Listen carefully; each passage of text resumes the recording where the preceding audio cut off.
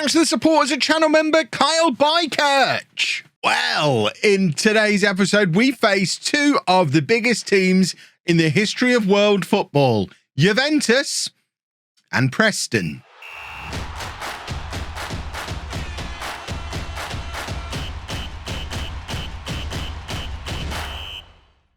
Hello and welcome to Club 3, Part 5 of Non-League to Legend. I'm Kevin. Coming up on today's episode, we have a Premier League game against former club Preston, a win in which could see us moving up into the top 7 of the Premier League, where we absolutely have to finish, or else the board are going to be very cross with me.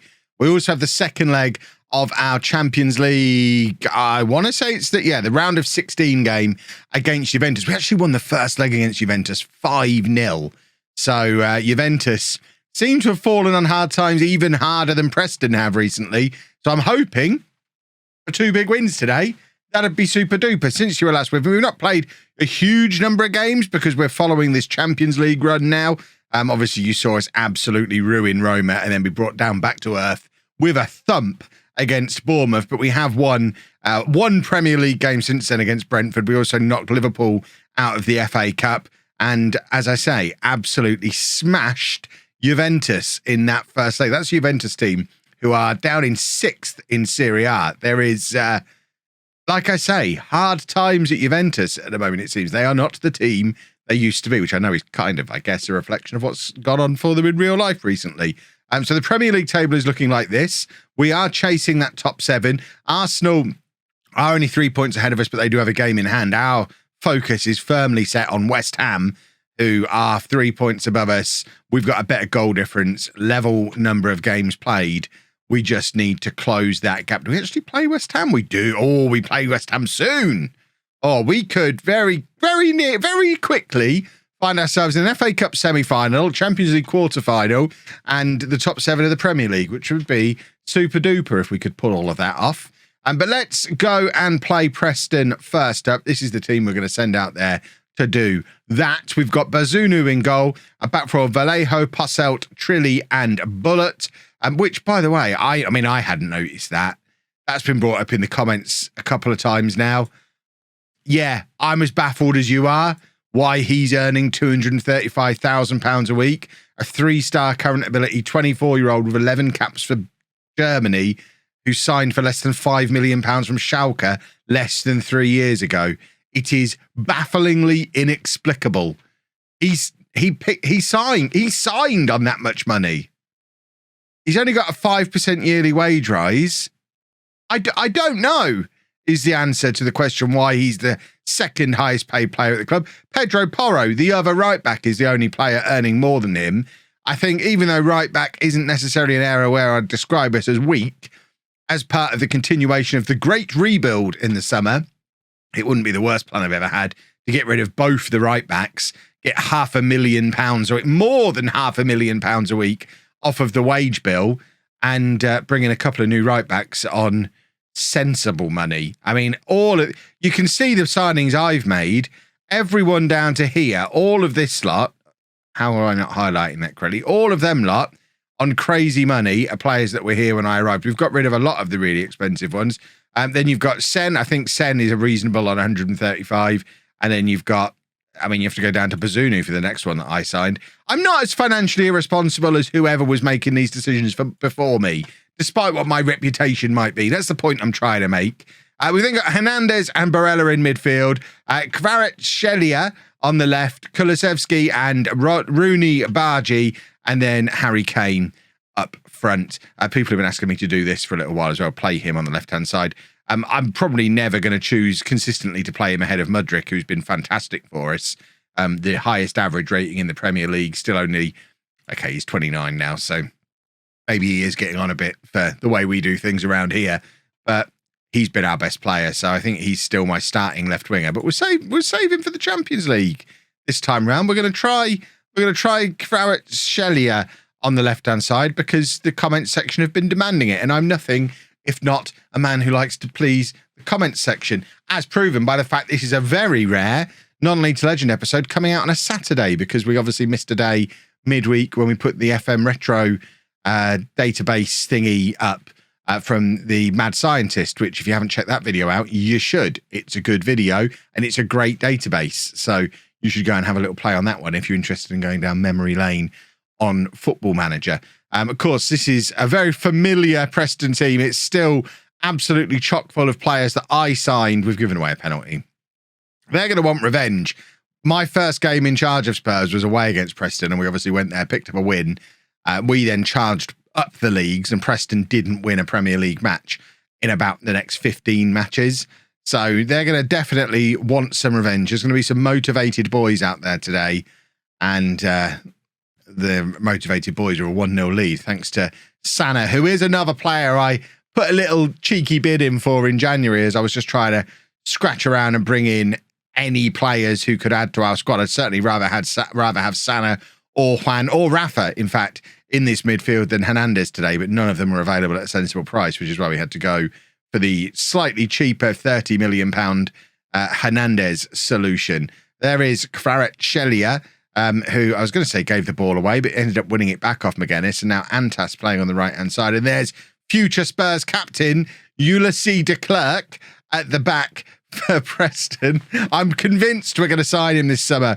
As long as we get back into Europe and get a sensible budget, he's coming in this summer. He is going to be a Spurs player and probably future captain. He was certainly destined to be Preston captain before too long. Interesting as well, they're still playing Dennis Simon in goal, although Blanco's not even on the bench, which suggests Blanco's probably injured. I know when I first left, Blanco certainly started out as the first choice goalkeeper. When we played them in that first game managing Spurs, I think Blanco was in goal. But by the time we played them in the FA Cup in an off-camera game, I think Simon had taken his spot. Or it could just be because it was an FA Cup game. Maybe Simon is only in today because of injury. We could go and investigate, couldn't we?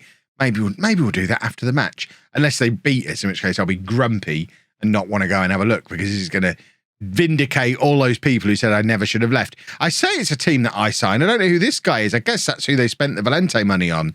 Diogo Lighty. I never signed him, so he's new. He's an outsider in the ranks. Not sure how I feel about that. Right, we're gonna go. I wouldn't go attacking at this point against any other team. I'm not going to do it against Preston. I am absolutely desperate to not lose because it makes me look like a silly goose. But they've just brought on Manu Mancia to play, or Mansilla. Did we ever decide with him? Double L's are the bane of my life. But we're very wary of him. I mean, if I had to choose one, I would take Reyes to bring here to Spurs. Now we've got Sen. I don't think we need either of them necessarily. My list of players that I want to bring in from Preston is getting smaller. But maybe I should add him to it because we're 2-0 down. We've just beaten Juventus 5-0 in our last match, having beaten Roma 8-0. Is the Premier League this much better than Serie A that we're going to lose against? Was it Bournemouth we lost to in yesterday's episode? It was someone rubbish. No offence to Bournemouth, but you are Bournemouth. And now we're losing to Preston, who I know I turned Preston into a super team, but it's a super team that's been in free fall all season long. Eddie Howe clinging on to his job by the skin of his teeth already. And if it hadn't been for the fact there's 3 terrible teams in the league, they'd be in a relegation battle. I left with them sat in the Champions League qualification spots. But we're being made to look very, very ordinary today by a Preston team who, like I say, have come out here looking for revenge. They're going to grab a third goal here. Mancia just tries to chip it over Bazunu, who just stays standing up and makes the Preston striker look like a little bit of a wally there, really, which is, I guess, quite nice. Right, Hernandez in midfield plays it out to one of the most highly paid players in the history of this football club. And now Rooney plays it into Harry Kane, who earns less than half what our 23-year-old right-back earns. And, I mean, that's why, because he can't keep himself onside after all these years. 20 years he's been at Spurs, can't keep himself onside. Apparently he can. That's why he's great. 19 goals for a 36-year-old Harry Kane. That's not too shabby, is it? Right, I think we are going to go attacking at this point. Harry Kane does need to stop scoring goals, or at the very least I need to stop playing him up front because we need to get Sen in the team sooner or later.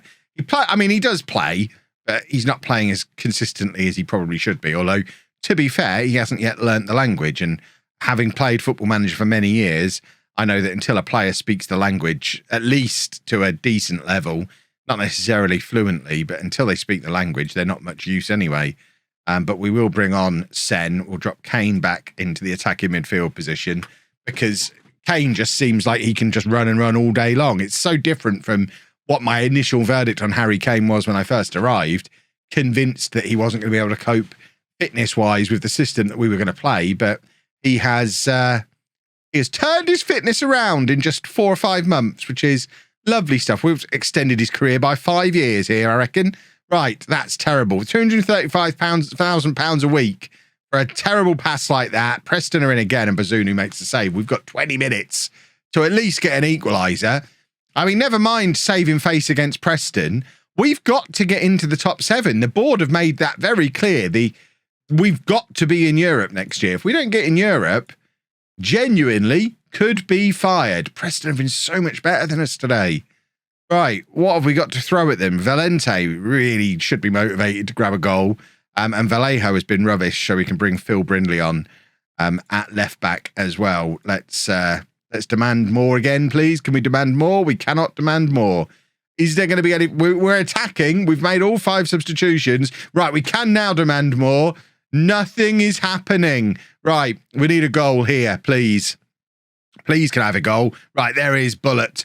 Plays it forward to Sen. And now Mudryk with the shot that's saved comfortably by sight. This is why I spent all that money on Simon in the summer. I thought that was going in. He's showing just how good a goalkeeper he actually is. It's actually a little bit unfortunate that he seems to have displaced Blanco in the team because he's got a much higher release clause, I think, so he'll be harder to buy if we decide we don't want Bazunu anymore. I can't believe we've lost that.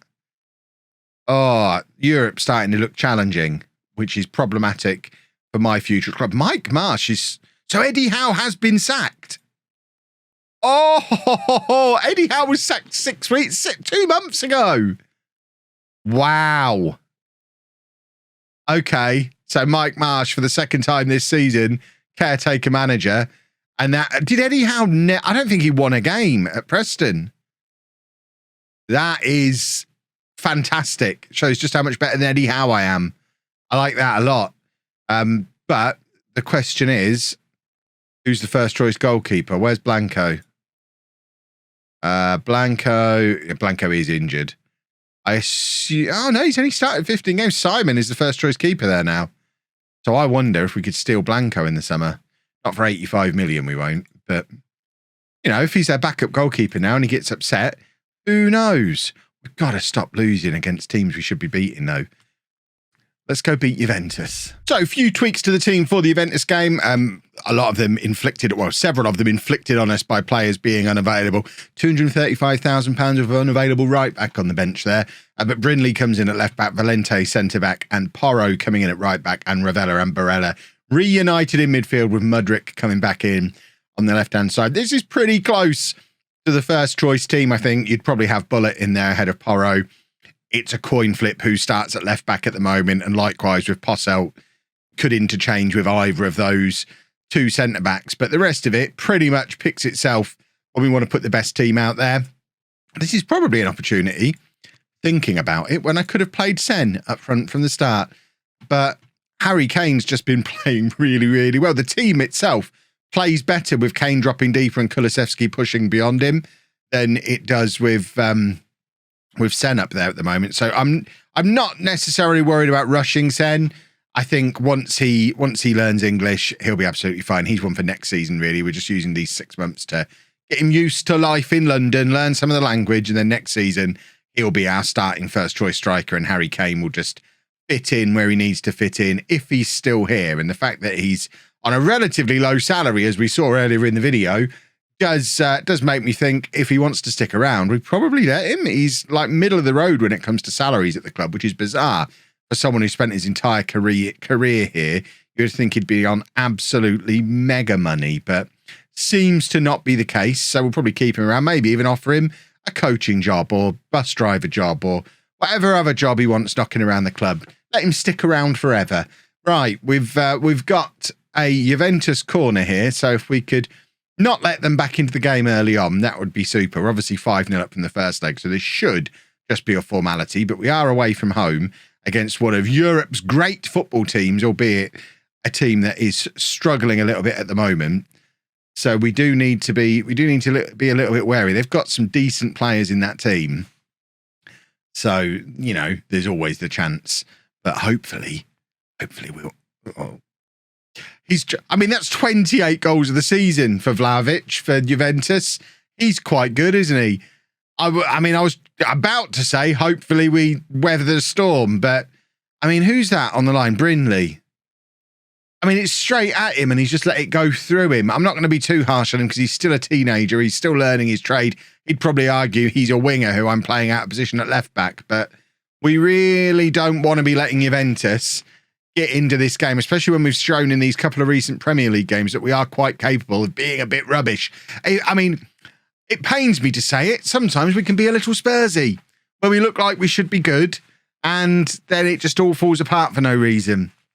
We get a little bit close to a trophy and get a headache. But we have scored there. Kulusevski with a decent effort from range. This is what I mean about when we play better with Kane in the team. It's because it allows Kulusevski to get that bit further forward, and he is a real goal threat, as he showed just there.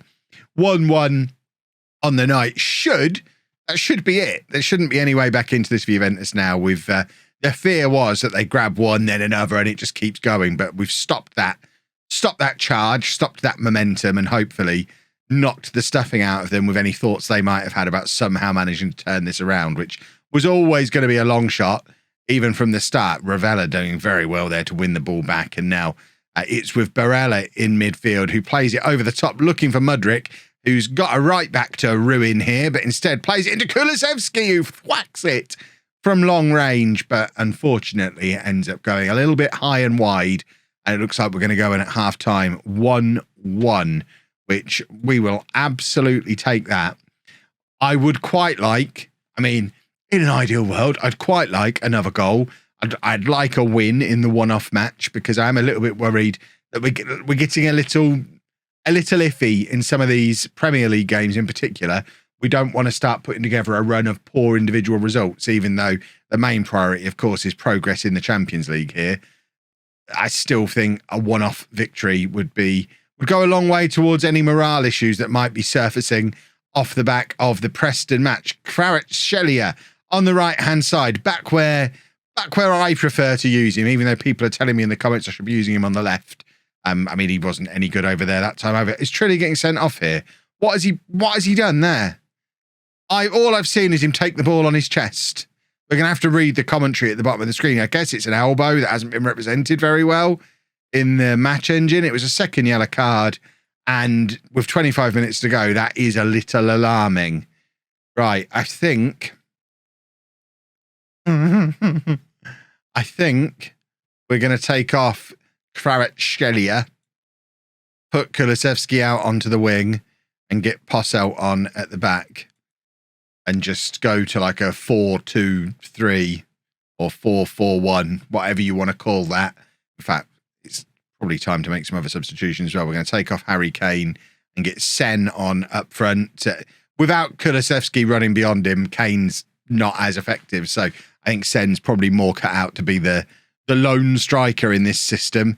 And then I think we'll take off Ravella and bring on Hernandez in midfield just to keep some fresh legs, a little bit of energy in there. Mudryk with the free kick plays it across. It's Posselt who's just come off the bench as a result of the red card, and he nods it in from the set piece, and we're 2-1 up with 15 minutes to go. It's 7-1 on aggregate now, and we're down to 10 men. We are having a lovely time in Europe this season. This is absolutely fantastic.